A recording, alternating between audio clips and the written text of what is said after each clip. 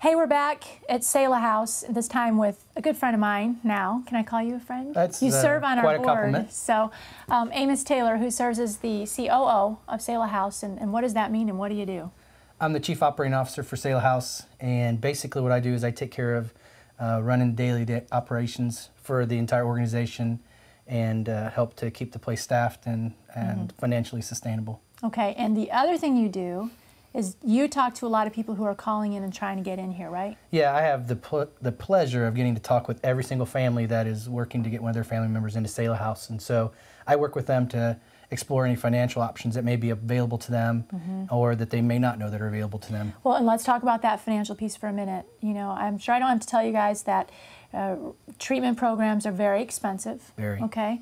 So tell me some of the conversations that you're part of when people are wrestling with how can I do this, and even should I commit this kind of money, this kind of time to a recovery journey?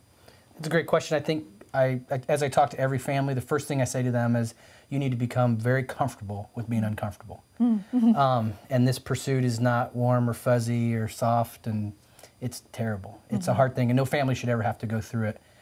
Fortunately, we go through it with them, and we've been able to go through it several times.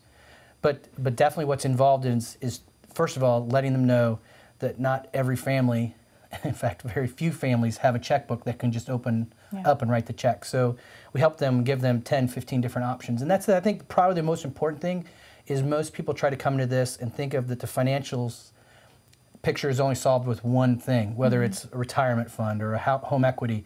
But truly, every family that comes in uses 5 or 6 different vehicles to be able to get into Selah House. To put it all together, yes. Kind of a combination of things. Yeah, you see them use insurance and any kind of investments, equities. And we've seen, I tell you what's been really awesome is to see some of their local churches to help at such a great extreme. We actually had one church help $10,000 wow. to give to their one of their parishioners to come into treatment. So and it's probably the hardest thing about that is sometimes people don't want their church to know. Exactly. You know, that's going on. And I think that's part of that, being comfortable with being uncomfortable, which you probably are right now because you're not super comfortable on camera. But you look totally comfortable, right? Yeah. Why is it worth it? Why is it worth it for a parent to, if they have to mortgage their house, to do it? I mean, sometimes that's, sometimes that's what it's going to take. Why is it worth it from your view here? What is the benefit of being in a place like this? Because freedom is worth it. I mean, there's no other way to live life but to be free. And it doesn't matter how great of a gal she is or how great of a mom or a daughter. It doesn't matter how much hope in the future she has. If she can face that well and healthy and free, it's an amazingly different life from where they currently are. Yeah. And I've seen marriages restored. I've seen relationships amongst family restored. And it's like, what can happen in 45 days? What can happen in 90 days?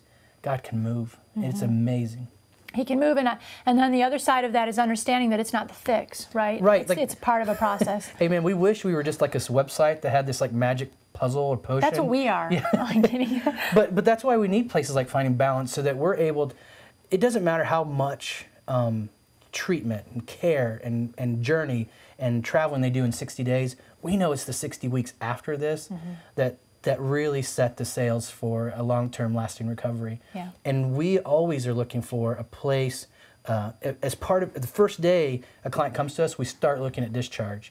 And organizations like Finding Balance who help people to really discern the difference between their eating disorder and the crap that they're going through is amazingly important. Yeah, and let's talk for a second about one of the things that's really important to us at Finding Balance, which is that I think a lot of people think eating issues are either you're really extreme and you're dying or you're fine. But there's really a big continuum there. There's a big continuum. We even see it amongst the diagnoses we treat. I mean, honestly, many of our clients have gone from anorexia, which is complete restriction, to bulimia, to binging, we've seen people who've come from bariatric bypass surgery that will end up anorexic and all that. But the thing that's important is that continuum idea, because you never leave the continuum. That is a life journey. It is a journey to say, hey, I'm here, and I want to stay here, I want to stay in this, but there's places that I go either side of that, which may be, and I think you do a great job of kind of illustrating that, to complete obsession or to complete carelessness. Yeah, exactly.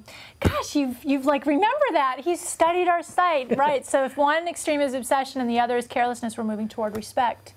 And one of the things that I love about your work here is I do feel that you respect the people that you serve, and that there is sort of an individualized thing to that. So I love that. I would encourage you guys to look into Selah House if you are looking for a treatment program. And thanks again for your time. Thank you. Thank you. All right.